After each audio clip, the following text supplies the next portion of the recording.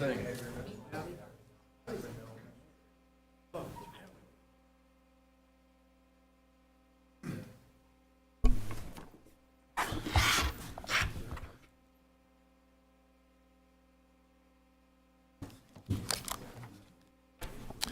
good evening, everyone. Thank you for your attendance to this point, and we won't waste any further time. Gerry Stryker, the floor is yours, sir. Good evening, everyone. It's good to be back in my hometown. I'm joined tonight with a wonderful, talented group of people. Melissa Wedlin, who is the Director of Strategic Initiatives at Common Ground Health.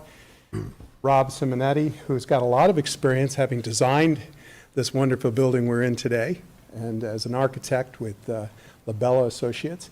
Melissa and Zach Poole, a wonderful couple that are developing and making Victor Views the great community it's turned out to be. Carol Dumont Stryker is here tonight. She represents the Greenhouse Project that you'll learn more about. That we have a community right here in Penfield back in the day that we developed. What I wanted to share tonight in our agenda is to share information. And our objective is to familiarize ourselves with the special use language that exists in R2 that helped develop Victor Views.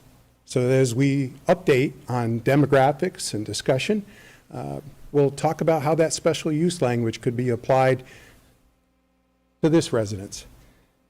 Ladies and gentlemen, right here is 7146 Lane Road. You'll see its associated distance to our Victor Central School. For over 60 years, I've known this as my home.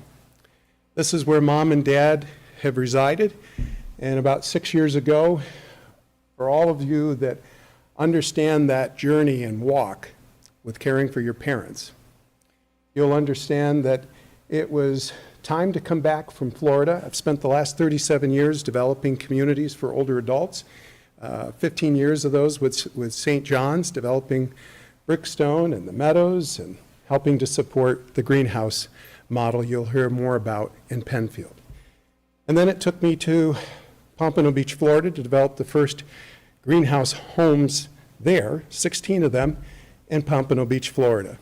But when it came time in the last year and a half to come back home to be present and care for Dad, it was time to take what I've done in my career and help support my family.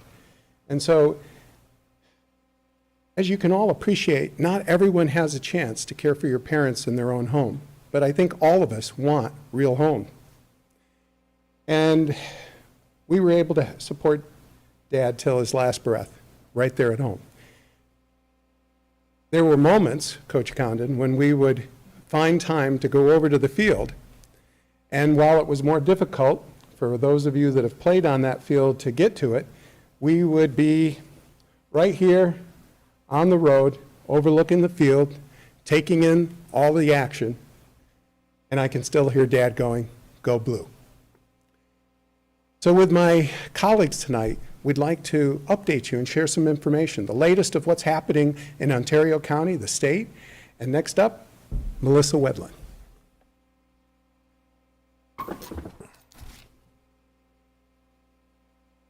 Thank you, Gerry. Good evening, everyone. I'm Melissa Wedlin. I'm the Director of Strategic Initiatives at Common Ground Health. Common Ground Health is a health planning agency, formerly known as Finger Lakes Health Systems Agency. We're located in Rochester, New York, but we cover the 9-county Finger Lakes region. So we work from Monroe County south to the border of Pennsylvania and New York State, Chemung County to the east, going over towards Ithaca to the west, headed towards Buffalo. We are the oldest and longest standing regional health planning agency in the country. We originally started out looking at a lot of data in our communities to understand the health of the population and understand what it is that we needed to do to support improving the health of communities, specifically in the Finger Lakes region. We are recognized by New York State Department of Health, and we work with collaborators across government, at the state, the county, the city levels in the 9 county regions, education, hospital, community-based organizations, and consumers. It's really through this regional collaboration and partnership that we look at data to talk about trends in our community, understand and forecast what's happening in terms of toward the future, and talking about what we need to do to support our communities at having a healthy and prosperous life. So regional health planning really focuses on 3 things. We really look to inform through data and through focus groups. We look to collaborate with our regional partners, and we look to transform after understanding what the issues are, where the opportunities and possibilities are. What you'll see here is in the center a focus on looking at what we call the social determinants of health: housing, transportation, food, addressing loneliness, making sure that the social and medical needs of individuals are met to support their health and well-being. A little over 10 years ago, I led the Regional Commission on Community Health Improvement. This was a commission that began 6 months before New York State started a Medicaid redesign program. This group called upon 3 things that they found as foundational to improving the health and well-being of our residents in the community. They identified that we had to address the social and medical needs of individuals, that we had to focus on housing, and that ultimately, if we were going to reach our goals for community health improvement, we had to hear from our consumers, members of our community. I am currently happy to report that today we released our SAGE 2 Commission report, which focuses on older adults in the 9 county region. We embarked on this just before the pandemic. We had released a report 10 years ago that was recognized by the State Department of Health on planning for the needs of older adults. In 2020, we came together to look at what had been accomplished, what had changed in our community, and what we needed to address moving forward, with the goal of addressing the needs of older adults by the year 2030. It was just 3 months before the pandemic that we met. And through the pandemic, we addressed the needs of older adults in the communities. And as many as you know, this was not an easy task. I'm sure many of you have heard about the horrific challenges with skilled nursing facilities, hospitals, workforce, supporting older adults in the community and at home through the pandemic. It was ultimately a crisis. After a year of working together, we came back together as a commission to make recommendations now based on what we saw through the pandemic and what we think needs to happen by the year 2030. So I just want to show you this very quick slide, which just shows you that the population in the Finger Lakes region is progressively getting older. And at the same time, we're looking at the caregiver aged workforce decreasing.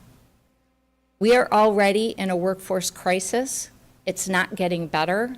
We need to address what we are going to do to support older adults as they age over the next 10 and 15 years. I can also share with you I'm leading the Healthcare Workforce Consortium. There's a lot of money that's being dedicated to long-term care, and it's really focused on non-institutional setting, looking at what we can do to support long-term care, healthcare providers moving into independent living and assisted living facilities, moving into facilities that support home-like community-based services. This is the focus of the commission. We conducted focus groups, and we also have subject matter experts that we worked with, and I'm just going to focus tonight on adult housing recommendations. It was made very clear through before pandemic and then through pandemic that we needed to support older adults in the community that were not living in skilled nursing facilities.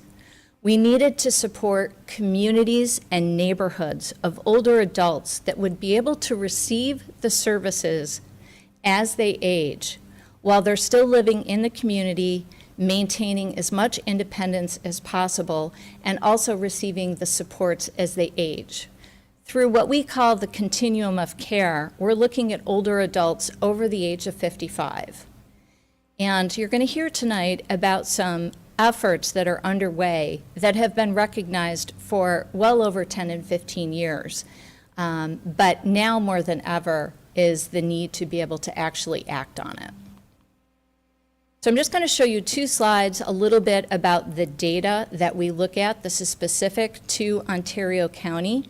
We are looking at the increasing number of over 65 that were living alone in 2020. This is going to continue to increase. What that means is we need to understand how we are going to provide services and deliver services to these older adults. The other thing I want to show you is the amount that folks are spending on rent. We are very fortunate in Ontario County that there's not a lot of underserved areas. There are pockets, but for the most part, we're a very financially stable community and county. This is going to be important for older adults who have saved and planned for retirement as they age. This is an African proverb that I'd like to leave with, which is something that is fundamental to the values and how we operate. If we want to do something independently, we know we are not going to be able to do it as well as if we do it in collaboration, in partnership with our communities. Tonight you're going to hear from partners that I've had the pleasure of recently meeting and working. We're all looking to work together to support the needs of older adults, and I'm really excited about the story you're about to hear. Thank you. Good evening, everyone. As Gerry said, my name is Rob Simonetti. I'm an architect with Labella Associates here in Rochester. I've been working on senior housing, senior living for about 20 years here in town. And then in the last 15 years, I've had the great opportunity to work in the small house and the greenhouse model, being introduced, again, that 15 years ago by Gerry and his organization, St. John's, as they developed their greenhouse model out in Penfield, and then started working with Carol's organization, and have had a great relationship with them over the years. So my role in a project like this that the team would propose would be two things, is to create a building and a home that fits for the organization. Every organization is different. The way every organization, where Alyssa or Gerry may provide care is different. So the home, the building really needs to form and fit to how they provide their care, what their culture is. And you hear a lot about culture tonight in this environment. The other thing I do is try to make it fit into the community, not only from the planning board and zoning board and town board perspective to make sure it fits in, but it's really more about the residents, the elders. This is home, so it has to be identifiable to them. It has to be authentic. So every home that we've developed, that I've been part of developing, fits in. One in Rhode Island looks very different than one here in Rochester, and we've done them out in Colorado and Oregon and even in Bermuda. And it's important to take the character so that people can walk in and feel a sense of pride, of ownership, and again, that authenticity of the context of the place. So this is St. John's up in Fairport. This was built in 2011, opened in spring of 2012, so it's been around. Maybe you've seen it, maybe you've driven by it and didn't know it was there. It is a nursing home. There's two of these homes side by side, set within a larger community of 55 plus, and we'll see that in a second. But again, very important that it fits into that neighborhood. You don't know it's there. There's no signage that says this is a nursing home. Again, for the residents, it's a good fit. I like this photo in particular because this is Mike Baird and Angela Raguse. They're from Australia, and in this past fall, these two came from Australia to Rochester to visit this home. There was also visits from another organization in Australia from Israel and 2 organizations from Canada, all in the fall, came down to Penfield to see this house. Why? And they weren't on a big tour. Mike actually came, flew into New York, flew to Rochester. We saw the house, we had dinner, he flew home to Australia. And I think a big part of that is why this house, because there's greenhouse homes all over the country, is the success of these homes. Culturally, financially, operationally, they've really become known within the community and now the globe, as Melissa states, the pandemic really shone a light on all our issues in senior living. And now travel's freeing up again. People are flowing back and they're coming here to our community to see how we in upstate New York are caring for people in an innovative and progressive way, which again, I find fascinating. So the 2 homes are set within this larger community. And again, the architecture, we created the architecture of these to match the architecture of these homes. The developer was creating an architecture that fit within the larger community. So again, you drive down Fellows Road in Fairport, and these look a little big, a little bit bigger than a normal house, but you would never expect that they're a 10-bed nursing home. And we've also applied the model to assisted living here in Rochester, also in Fairport actually, for Rochester Presbyterian Home. These homes were developed as assisted living, providing memory care services. So these are 4 homes, each serving 14. Again, created the architecture specific to where they were fitting in Fairport. Very modest, front porch sort of feeling, and when you drive by, again, you'll sort of see these look like a little bit bigger of a house, but they fit and blend right in. And then just to show what others around the country are doing, other states, particularly Texas, and I believe Colorado, Carol may be able to say more, have really started to change their regulations to support residential assisted living, really small-scale residential assisted living. So these are just 2 projects that have been built recently in Texas. Now remember what I said about fitting into context. So now this is a small house, but remember in Texas, everything's big, right? So I would never design something quite that big, but it fits in Texas, and that's what's important, and particularly I like this project. The insides are beautiful. They've done a wonderful job, again, creating real home, and that's what we're trying to do here is create real home that's meaningful for the residents of Ontario and the greater area. And with that, I'll turn it over to Alyssa, talk about Victor Views. Good evening, everyone. So my name's Alyssa Poole. I had the privilege of working with many of you just a couple years ago on our project, Victor Views Assisted Living. If you guys don't remember, that was the property that we bought, and you guys all said you're crazy because we didn't know what we were going to do or how we were going to do it, but we ended up turning it into a 12-bed, 10-room residential assisted living home. So we have been open since August of 2021. We have been full most of that time as far as occupancy. We've had a wonderful experience since we've opened. The residents that we have there are either Victor residents or they are families, parents of Victor residents. We do have a few that come from surrounding areas just because there's not many options like what we are able to provide in a house like this. So this home is located right on 444 as you go up the hill. I wouldn't be surprised if some of you said I didn't know it was there, because it does. It fits right in with the neighborhood. We've kept it very residential style as far as how the outside looks, the curb appeal, the gardening, and just the upkeep of the house. So with that being said, there's a few pictures that I do want to show you. These are actual residents that we have at the house. This is the inside. So after all of the renovation and the magic was done by my husband's construction company, we turned that house into this. So we have the main living room, kitchen. That's the common area. That is the home for our residents. So the outsides of the hallways are all the bedrooms for the residents. They're bedrooms, they're not apartments, because we want the residents to feel like they are living in a home. So much of the day is spent, much like any one of us would do in a home. They're out there, they're gathering, they're eating together, they're socializing together, watching TV together. It's just a really nice community feel that we've created. Here's some of the residents. So they become family. I can honestly say that I have 11 grandparents now.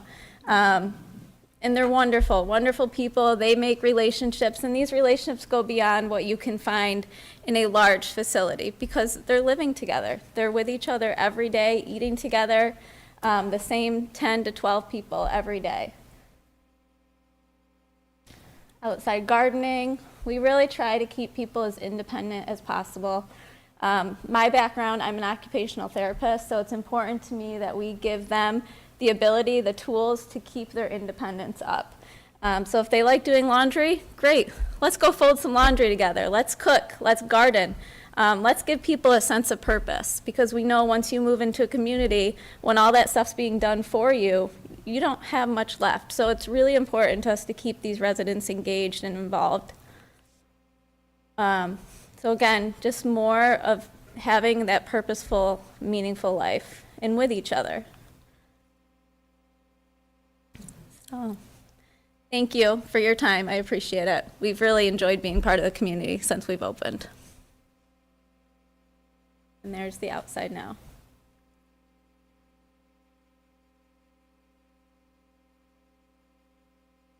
Hi, everyone. I'm Carol, also Jerry's wife, and I have had the privilege to work at the Greenhouse Project, the national organization that's based out of Maryland, since 2017. I got started understanding the greenhouse model when I worked at St. John's and was part of the planning and opening of the 2 greenhouse homes in Penfield, or kind of the line between Penfield and Fairport. And now Greenhouse has over 387 houses across the nation. In fact, 9 of them opened last week, 6 in Louisiana and 3 in the Key Peninsula in Washington State. And in August, we're going to be opening 10 more homes in Adelaide, Australia. So it's growing and growing. It's pretty phenomenal. So what happens is this is a very big shift from a traditional institutional model. When people move into the small greenhouse homes that are like what Alyssa is operating, people live a meaningful life where they continue to have purpose. And the team that surround them, it's not a team that has, here's your housekeeper, here's the person that cooks the food, here's all these different people come together. You have a small household of support that includes nursing and universal workers, kind of like mom, just how we do in our house. We do all these skills. So it transforms the model so everybody can live a life on the schedule that they want to live and the way they want to live their life. Not, here's when your meals are provided, here's when you go to the bathroom, here's your calendar of activities. You get to do what you want to do when you want to do it. So I have a short video that will share more details of the model. To age with dignity is a human right that must be protected. The importance of safeguarding this right is perhaps most apparent in nursing homes, where an institutional medical-centered system has been the status quo for nearly 2 centuries. The history of this model has taught us that long-term care in America must be disrupted.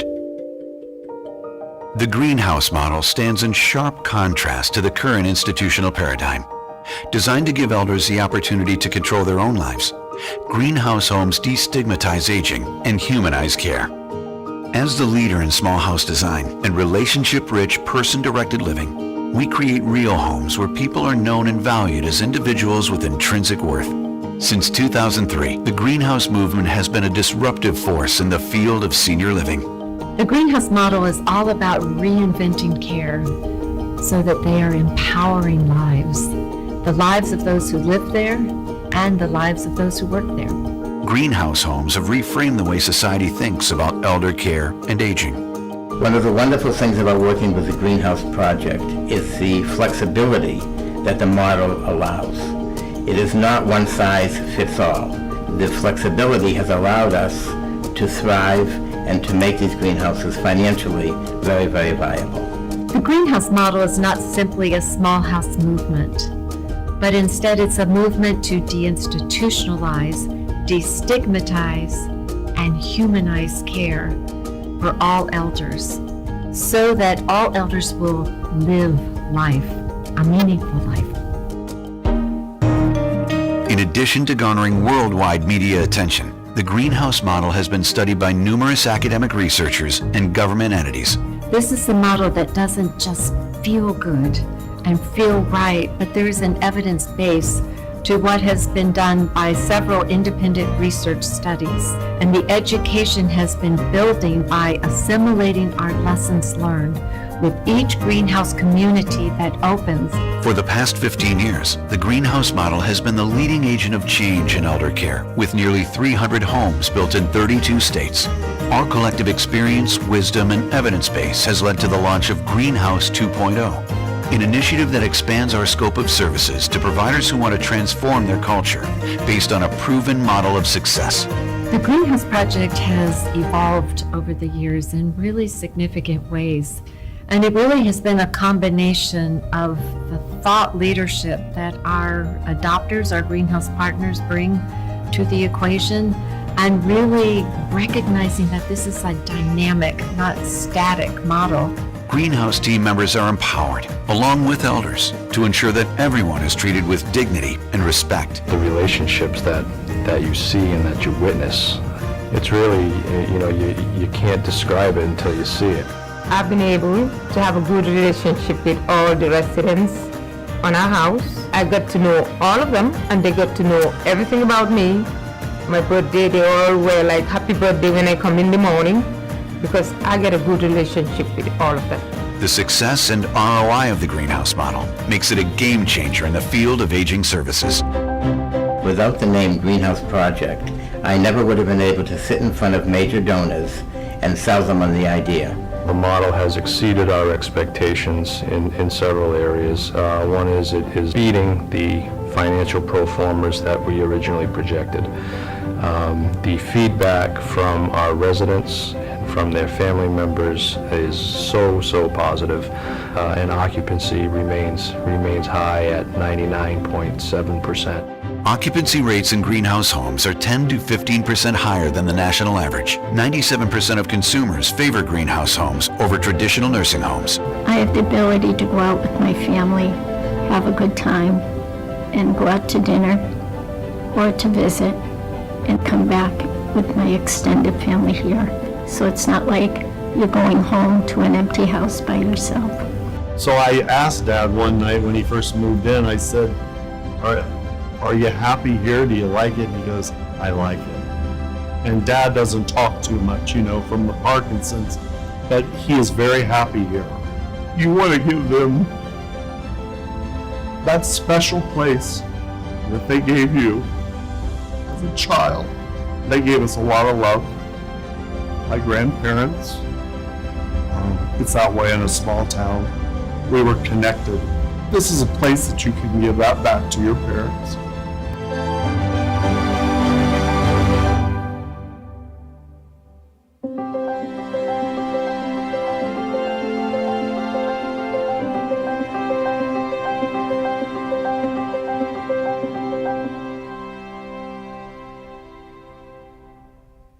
Thank you. Okay.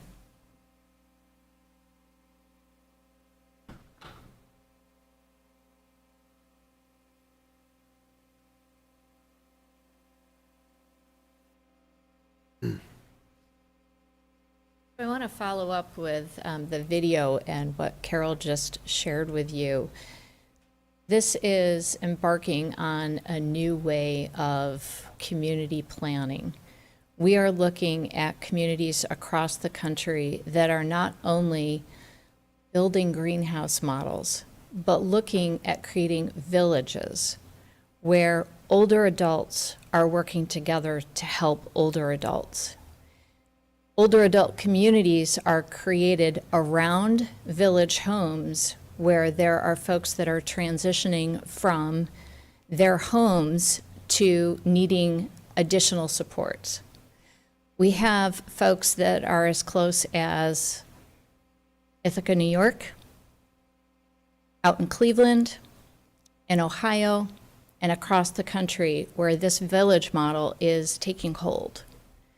We have folks that are interested here within the Finger Lakes region at creating a village model that will build upon neighborhoods and community development to support older adults driving the health of the community by living in small neighborhoods and community settings that will allow older adults to transition from services as they get older. This is just the beginning. This, I believe, is planting the seed for what we're going to see over the next 10 and 15 years. Thank you.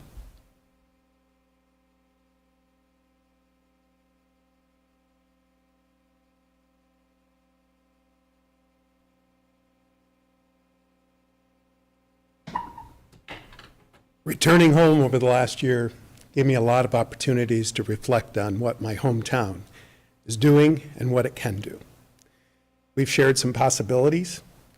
I've experienced what Zach and Alyssa have done with my own family.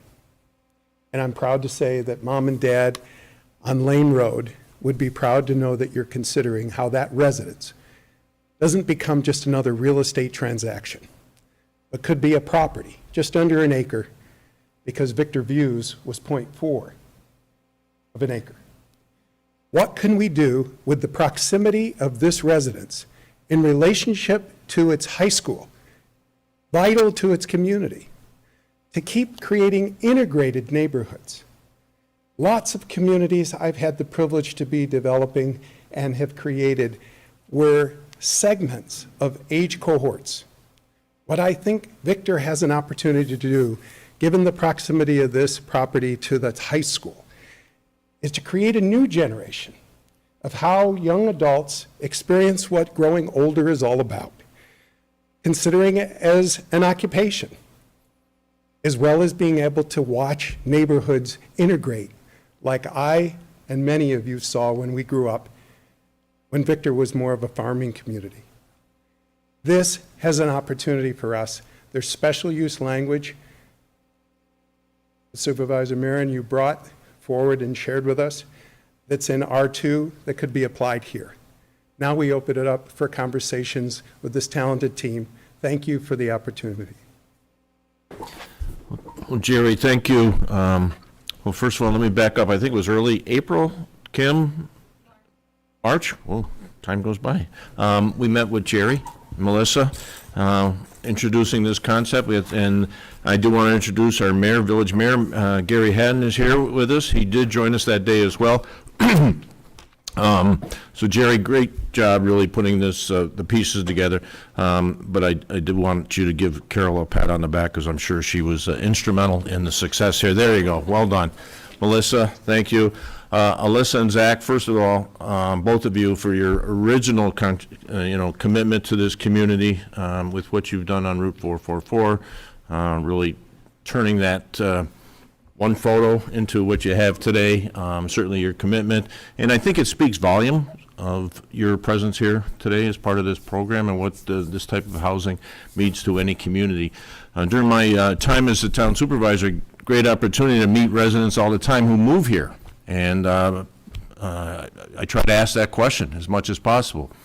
Where are you from? Why did you move here? And I can't tell you how many times I hear, I want to be closer to my children, and I want to be closer to my grandchildren. So this really fits when you think of a community. I will refer to it as the menu of housing You need apartments for our children, our grandchildren to start out. And many times, empty nesters want to go back to the apartments. You need that. You need single-family homes, large homes, small homes, patio homes, townhouses, and I think this certainly fits that menu as well. I did have the good fortune, I think it was about 12 years ago, Ontario County at that time, he sold our nursing home that we had, and but I was very supportive of that because at that time we had had conversations with the Morrell brothers, Jeff and Scott, on a project on Route 444, and there was going to be a greenhouse there. And we were very excited about that. And unfortunately, it did not take place. I did have the good fortune of touring the Penfield home, so I certainly have seen that. Alyssa, she mentioned it in her portion of the presentation, and how the community has embraced her, and certainly, Alyssa, that you have embraced the community as well. And I know you've worked with Kathy Rayburn. We've had tours up there. I know I've been up there with Kim and others. So, so board members, I guess first of all, do you like the concept and your thoughts on concept, and then we can talk about zoning. So, don't be shy. Feel free. Well, I guess my first question, I just want to understand a little bit more about the business model itself. You sort of mentioned in the presentation something about ownership. So does each person own like a part of the home? How does that work?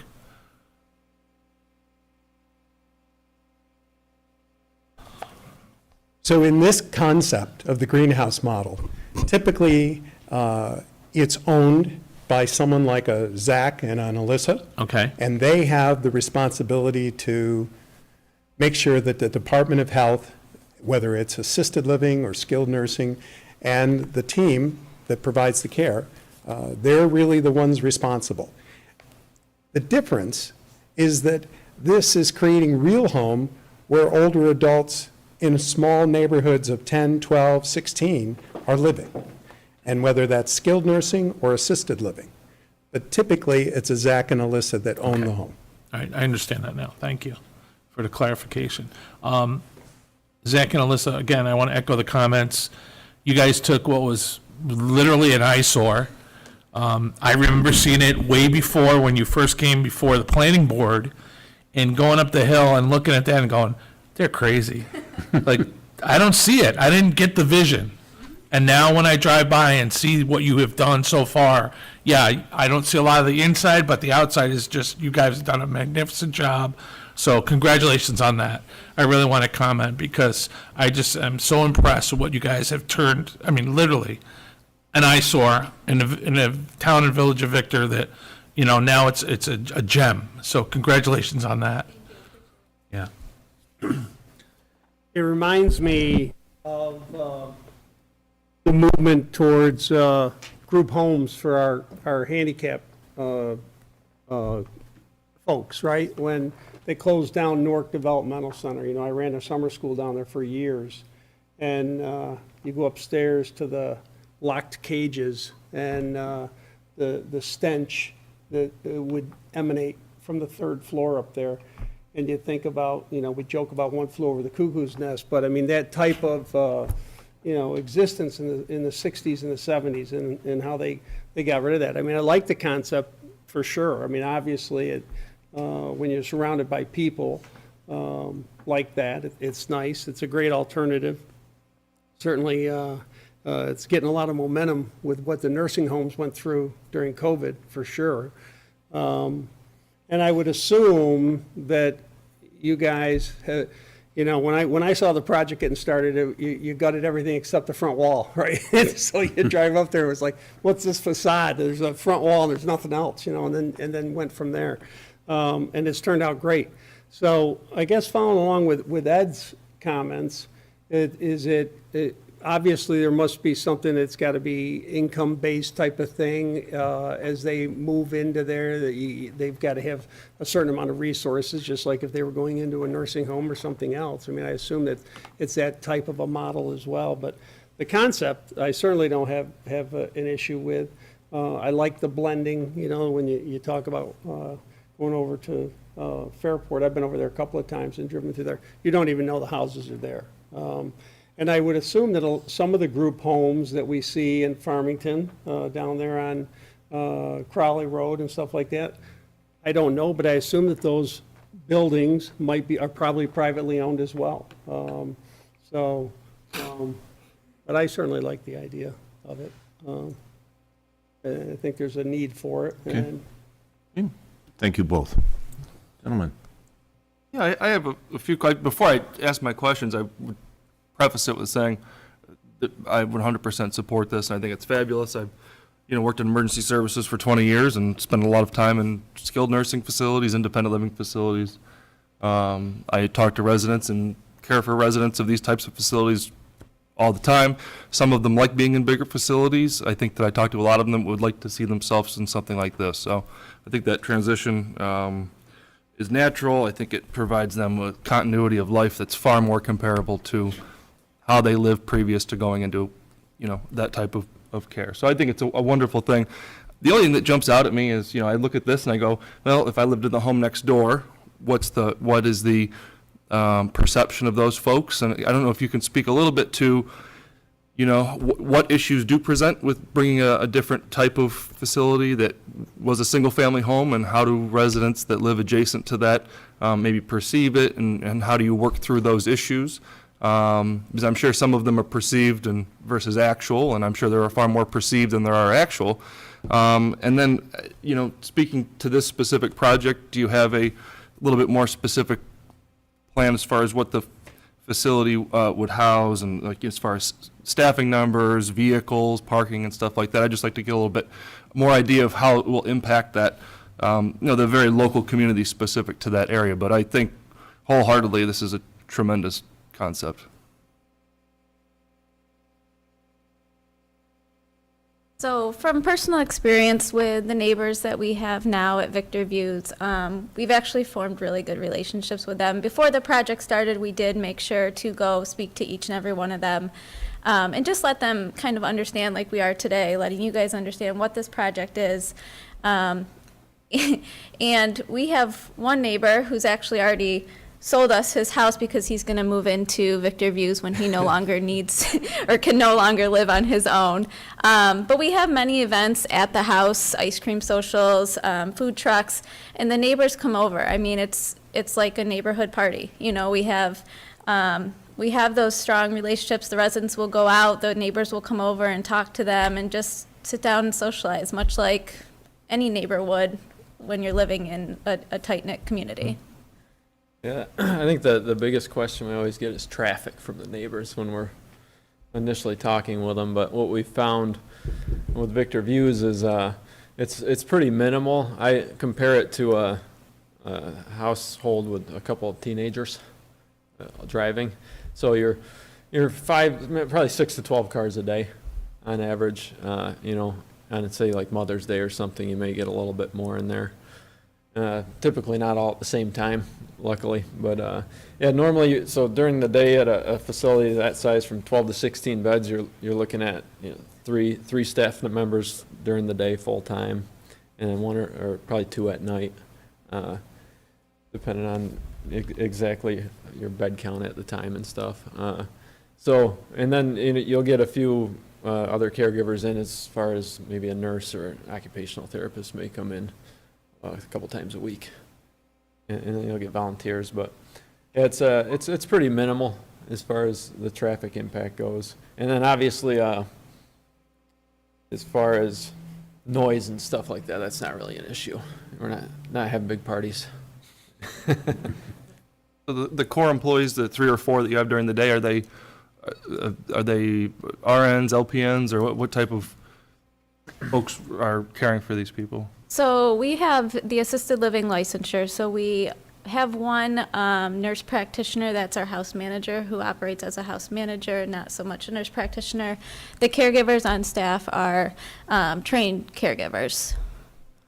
So they're not licensed necessarily, right, as far as nursing goes. Got it, okay. Yep.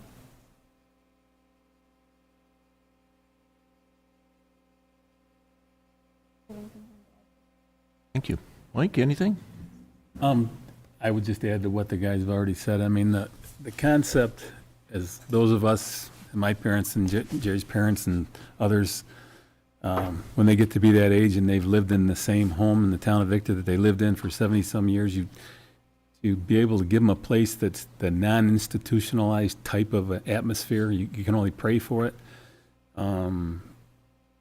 And knowing that they go from that situation to a place that's like that, if it can happen, if you can make it happen, it's just a wonderful thing. So I hope, it's a great concept. I hope it goes in all kinds of different good directions.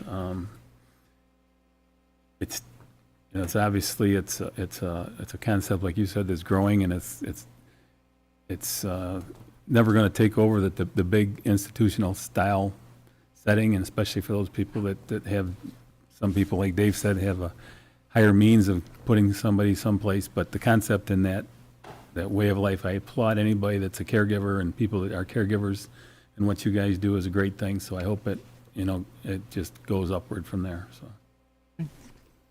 Thank you. So what I want to do is I'm going to ask Wes Petty, our engineer from Labella Associates, and our project coordinator, Kim Kinsella, to come to the podium and kind of lay out potential next steps for the town board to consider.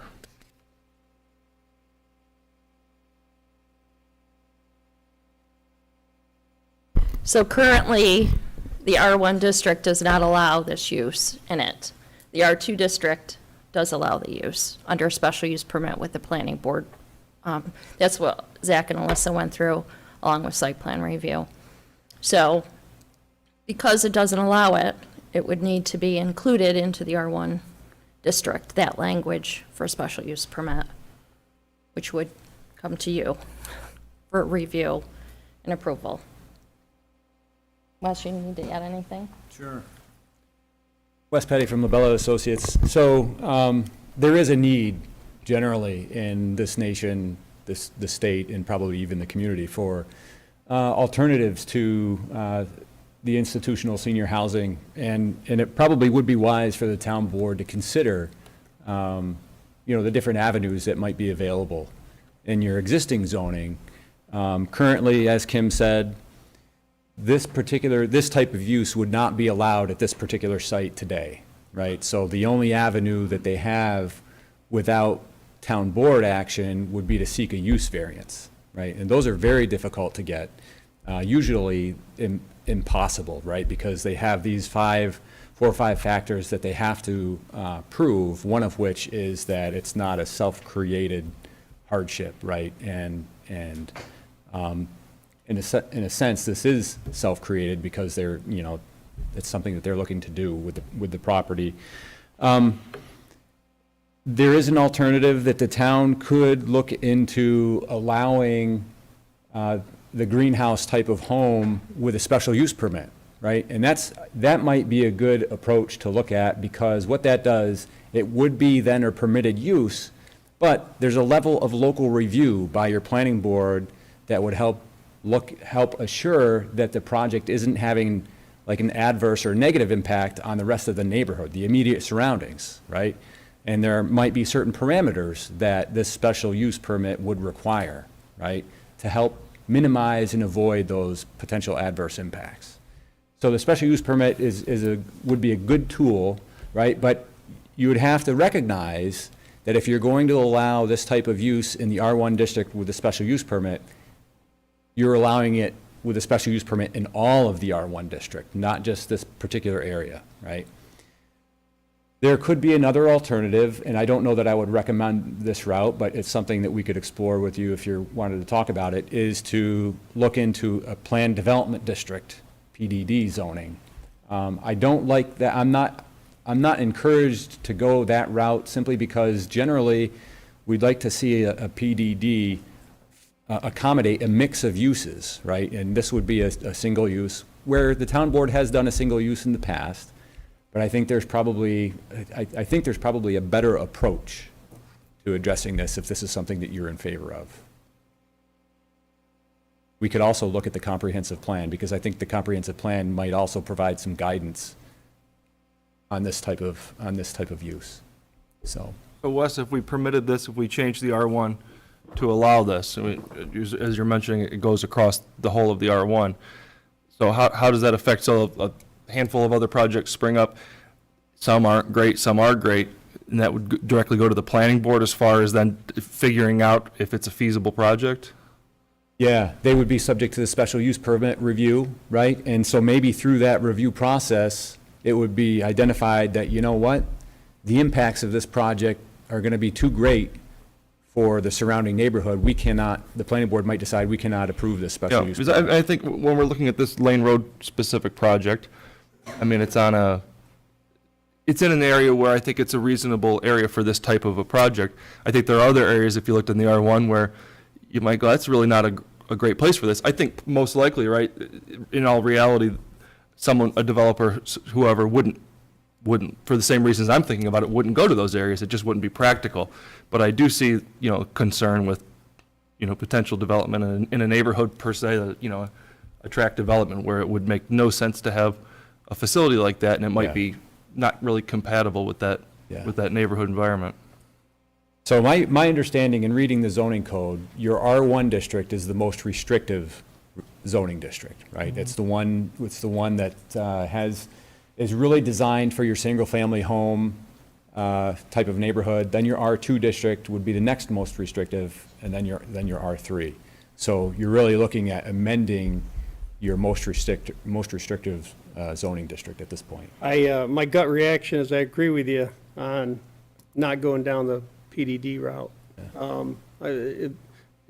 Next project comes right in front of us again. And, we're going to refer it to planning board anyway. They've got more of the expertise in dealing with that, with planning. So I agree with you. I don't think that's a good option. But I would like to see how it ties into, like you say, let's do a dive into the comprehensive plan, see that, and then the pros and cons, Kim, maybe of doing this in the R1, as opposed to the R2. Just kind of give us some thoughts and feedbacks with your expertise as well, what you think. I'd be interested in that. Okay.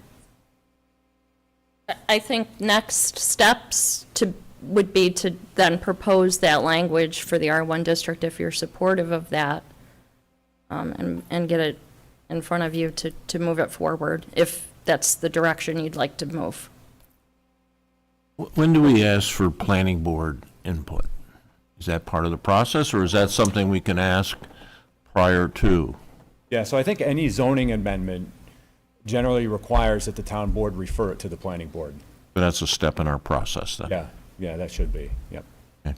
I just wanted to I didn't want to not provide them an opportunity. We wouldn't approve it before they chimed in on it. Mm-hmm. Yeah, the county planning board would also have to chime in. Okay. Yep, next step. So I'm hearing proceed. Okay. Get something together, and so I know you here at the podium had verbalized the PDD. Maybe if you could put a fact sheet together on both the PDD and the R1 rezoning, just again, but let's go with the R1. We can also provide the special use permit criteria that they would have to meet when they do go in front of the planning board. So you're just aware of what they would, what that would look like when they do get in front of the planning board with an application. The language of the special use permit would be critical. Yeah, and it's special use permit criteria for every special use permit that the planning board grants. Okay. Okay? Yep. Okay. Okay. Thank you. Yep. We're good? We're gonna take a little short recess here until, well, we'll have time. We should be able to start at 7. Thank you again, everyone, for your interest in this project.